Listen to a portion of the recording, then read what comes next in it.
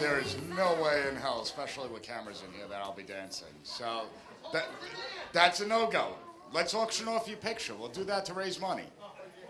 So, Vicky invited me here to speak, and I thought it was a great idea to have me come the month before the election rather than right after the election. The last time the presidential election happened, we didn't get the results we wanted, to put it mildly, but 4 years have passed, and you look at what's been taking place, and we certainly have a crisis of incompetence, that we cannot continue down this trend. And when I say a crisis of incompetence, it's not hyperbole, as Joe Biden would say. This is going on from the local level, the state level, the federal level. We are seeing a failure up and down throughout the entire bureaucracy. And this election is an election to start to change it, to bring it back to some semblance of normalcy. We see what happens in North Carolina and Tennessee, the victims there from a delayed FEMA response. I responded to Sandy. I was part of New York State Office of Emergency Management then. I was right in the New York City EOC. And we had FEMA there 4 days before the disaster actually hit. We had resources, we had generators, we had lighthouses. Was the response perfect? No. No response ever goes perfect. But here you have this administration that abandoned the people of North Carolina and Tennessee. They abandoned them, okay? And then when it started to get pushed in the media, that's when they started to take notice. But that's what you have to pay attention to, because they are great at the manipulation that takes place. You see the failures in the response efforts. You see how Americans are second. They're not first, they're second. Where Americans will now have to go through an enormous amount of red tape to file all the paperwork with FEMA, dot all the I's, cross the T's. They're going to get denied for individual assistance several times. Finally, it'll get approved several years later. But if you illegally cross the border, you don't have to show any ID or anything. We're going to roll out the red carpet. We're going to give you debit cards, hotel stays at the finest hotels. We're going to give you food. We're going to make sure that you get health care and children are educated. And you don't have to go through any bureaucratic red tape to get that. At what point do we start getting angry, saying we matter too, we the people? That's the first, that's kind of important in the Constitution. We the people, we matter. And the public servants have to be on notice that they are there to serve us. They tend to think that they're there to rule over us now. They've lost sight of what's important. But even worse is not that they think that they could rule over us. The worst part is that they're thoroughly incompetent. So you have FEMA, and then you have the Department of Homeland Security, that we have open borders for the last 4 years. A crisis that they created, they generated, harming Americans, letting criminals into this country. You look at it, it doesn't just stop with the open borders. 20 years in Afghanistan, $2 trillion spent, over 2,400 soldiers coming back in flag-draped coffins, tens of thousands of soldiers with life-altering injuries. The entire time, defense officials, intelligence officials, State Department officials telling us we're making progress, that the Afghan government's stable, that the Afghan security forces can hold the country. Biden announces we're withdrawing within a week. While we're there, within a week, the Taliban recaptures the country, and it's better armed and equipped today than it was prior to 9/11. Not a single general, not a single State Department official, a single intel leader was demoted, was suspended, was fired. Not a single person held accountable. You look at our education department, $1.2 trillion a year, from kindergarten through college. And we have the lowest proficiency levels in history. 12th grade textbooks are written at 7th grade reading levels. 7th grade, because students can't read, and they certainly can't write. I got a whole ton of papers after grade that I'm not looking forward to. Okay? But think about this. The academic achievement gap is at the widest levels. Only 13% of students demonstrate proficiency in American history. Only 22% demonstrate proficiency in civics, 23% in math, 24% in science. $1.2 trillion of your money And what do they want to do? They want to push gender ideology on our children. That's the most important thing. They want to do social emotional learning. They want to take parental rights away, that you don't have a say in your child's education or your child's gender.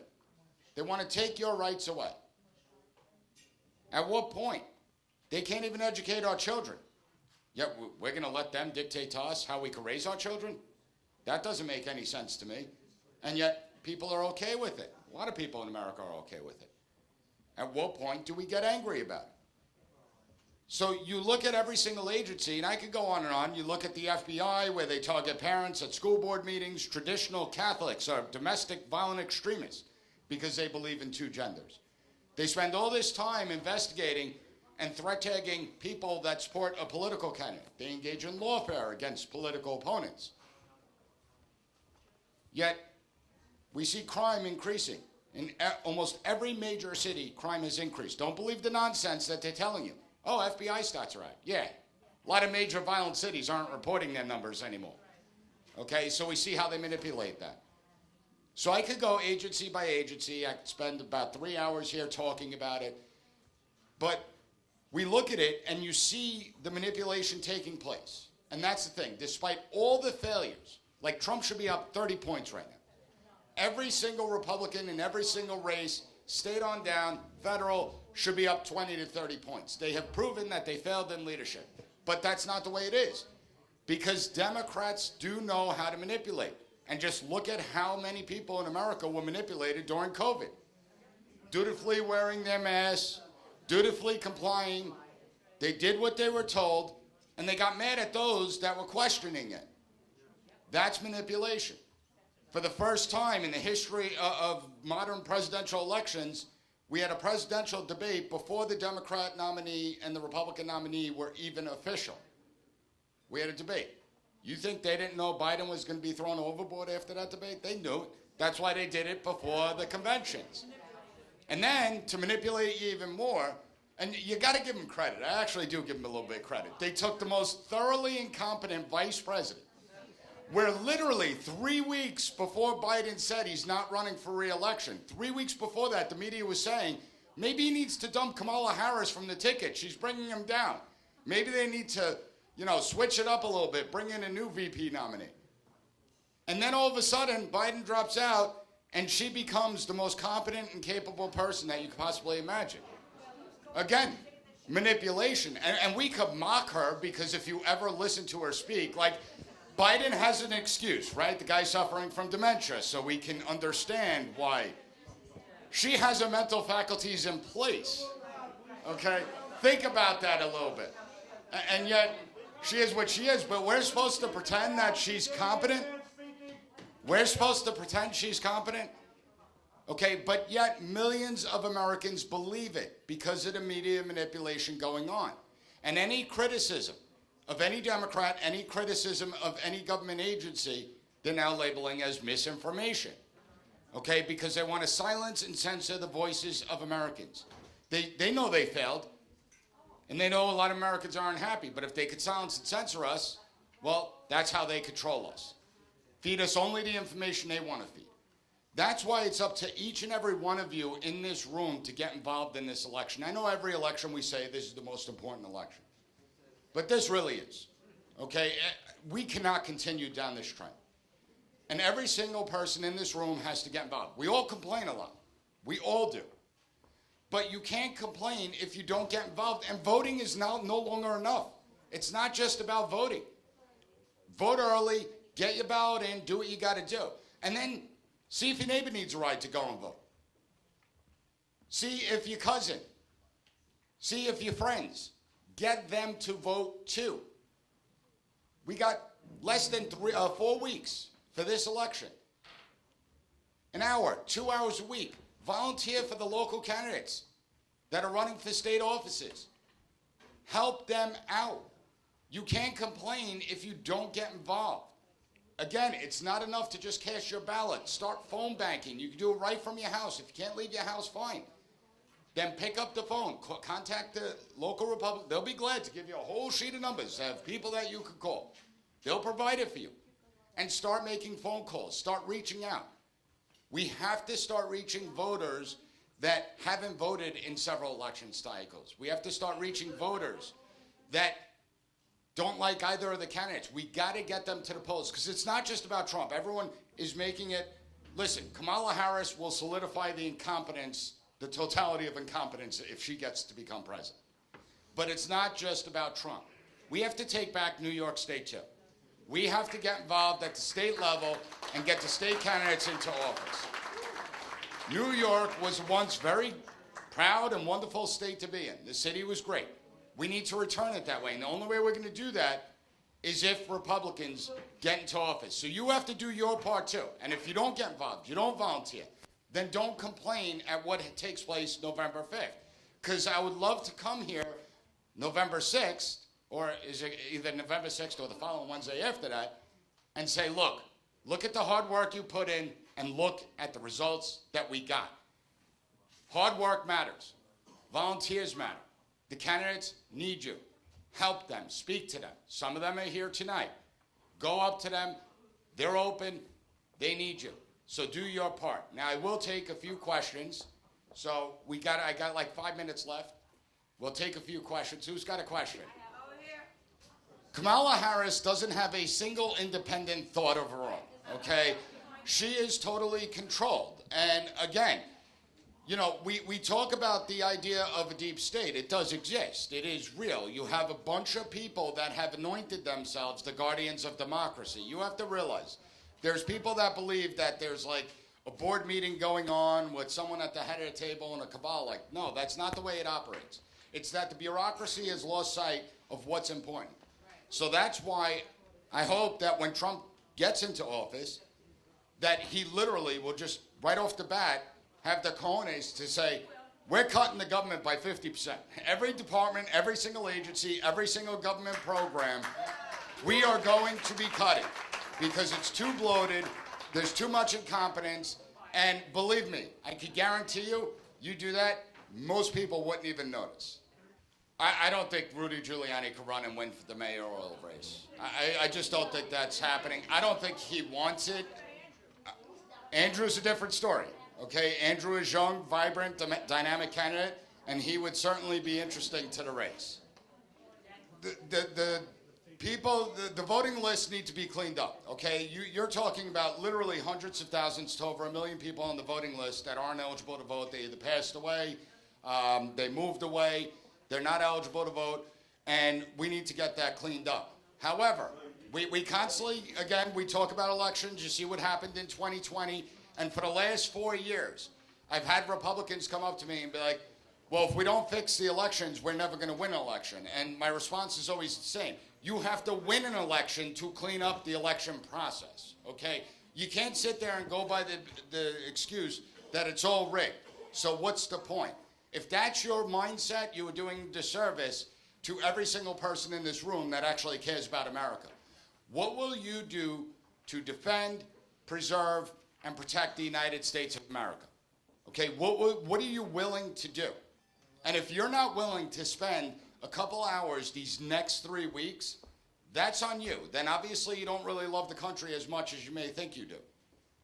We have to put in the time. And that's my main message. Any other questions? Well, see, I've spoken about this before, and one thing I always say is never dictate to people about what they should do. The minute you do that, they're going to shut down. They're not going to want to talk to you. My thing is always asking. I'm a teacher by nature, so I like to use the Socratic method. And so I just ask questions. What do you think about what's going on? Do you like the roadways? Do you think that it's a problem that we're starting to see, tents pop up in front of businesses selling stolen merchandise, taking business away from those that own those businesses? And you start asking questions, and you're starting to plant seeds. Okay, are you satisfied with the school system, the education system? And they start saying, no, I'm not satisfied. No, I hate the taxes I'm paying. No, I hate the goddamn cameras every single place you go in the city. It's the most frustrating thing. And the migrants, everything. And they'll start saying no to all these things. And then you say, well, why do people in New York keep on electing the same officials to go back into these offices that created these policies, the same people that created the no bail law and allowed criminals back onto the street? And when you start doing that, they start to realize, it begins to click with them. Because they're realizing it you're helping them along the way, but they're realizing it on their own. Now, if I go to someone, well, why aren't you voting for the Republicans? You're dumb. This state is going to go to hell in a handbag. Well, it already has. And all you're going to do is turn that person off. So that's my advice. If you are going door knocking, just ask the people questions about whether they're satisfied with the current conditions in the city and the state. You ask them whether they're satisfied, and if there's something, well, there is a way to change it. Here's a candidate that you may want to consider. And that's it. And believe me, you change enough people's minds, or you motivate enough people to say, you know, I was going to sit out this election, but I'll go and vote. That's the election right there. New York State is winnable. We can take it back, but it's going to take a lot of hard work to do it. On the federal, yeah, it's useless. It's useless. I mean, first of all, the Department of Education came about, it became a cabinet position in 1979. Since then, it directly correlates. We've seen a drop in proficiency levels since 1979, so it hasn't really done anything. It used to be the Office of Education, and that's where it should return. There is a role to play to a certain degree, but the federal government should have no business being involved in the curriculums that are being churned out. They shouldn't be involved in pushing the DEI ideology and tying grant money to it. And that's a problem that could easily be solved by Congress just passing a law saying we're not funding this anymore. I do think that there are several departments that could actually be dismantled, and a lot of people wouldn't notice. But at the same time, you dismantle the Department of Education. Again, that doesn't solve our problem in New York, because we have the New York State Board of Regents that needs to be dismantled and needs to be changed or reformed. Or we need real people that actually understand education on the Board of Regents. But it's things like that. Listen, we get involved, we can make differences. We've seen it time and time again. We sit back and do nothing, then we're going to constantly fail, and we'll go the way every single other empire has went before us, okay? It's only a matter of time if we continue down this trend. It's up to us. We are in a declining period right now, but we could turn it around. But the clock is ticking, okay? I'm not going to sugarcoat anything. And the Democrats, they're dumb in one respect, but they're extraordinarily smart in another. Anyone notice that gas prices have collapsed in the last month? Anyone notice that? Okay, so here's the thing. Interesting how it happens right before an election. But here's the thing, and here's my message to people that are on the fence or they consider. They could have done that exactly what they did. 6 months ago, they opened the oil spigots in the United States so that we're producing the most oil and flooding the markets with oil. That's why the price is crashing today. They could have done that 3 years ago, but they caused harm to every American. They didn't care about your economic livelihood, that they didn't mind that you were paying high costs for food and energy. They did it intentionally. That was intentional. Just like the border, right? So the border crossings are coming down. They are legitimate. They are coming down. So all of a sudden, they're able to start getting a handle on the border. They openly let it happen. And it shows how devious and sinister they could actually be by doing that. That's what you need to expose to people. Okay, show people. They had the power to ease the burden of the inflation on us, but they chose to let the pain continue because they don't really care. Just like the academic achievement gap I spoke about. They claim they care about minorities. They claim they care about Black and Hispanic and Asian communities. Okay, well, the Asians we have to take out because they beat everyone in every grade, so it doesn't matter. But when we look at the Black and Hispanic communities, in those communities, they kept the schools closed for 2 years. So they claim they care about these people. They claim they want to equalize things out. They want to give them, help them out so that they have better outcomes in life. Yet they close down the schools for 2 years, stay home, stay safe, not realizing that many of these people are not coming from safe homes. They're not coming from homes that have parents that are going to be on top of them about work and school and anything. And they destroyed them, okay, for 2 years. And that's why the academic achievement gap is at its widest levels, and you have Blacks and Hispanics performing a lot worse than whites and Asians. They did that. That was intent. It didn't have to be that way. Okay, schools were open in almost every other country throughout the entirety of coronavirus. And guess what? Kids 2 to 12 weren't masked up in most countries. Yet we muzzled our kids because we want obedient, compliant bots because that helps Democrats. Okay, exactly. And that's the end of all free societies. They will devolve into tyranny if the people allow it. Well, well, he got rid of SALT with the first tax bill, so I wouldn't go that route. But I would talk about property taxes. I mean, listen, I come from the island, so I pay like astronomical property taxes. But when you're in the city, you have your property taxes and your city taxes. So it actually equals the same thing that I'm paying on Long Island. And I do think that that is a message to reach people. Nobody likes paying more. I love when all these billionaires come out. Well, yeah, we should be paying. Nobody wants to pay taxes. Taxes are horrible. But we pay them because we feel obligated to. And we kind of are, or else we'll go to jail. But when you look at it, New York is bleeding people, partly because of politics, but we're bleeding young people because they can't even get started here. It's so expensive. Okay, they can't afford rent, they can't afford houses, and so they have to go to other states. So it is important. If you go to someone's house and you see that they have children that are in college, well, do you want your children to stay in New York after they graduate because they're not going to be able to live here unless you're supporting them? So let's get a handle on it. Let's elect people that are going to start lowering the cost to live in New York.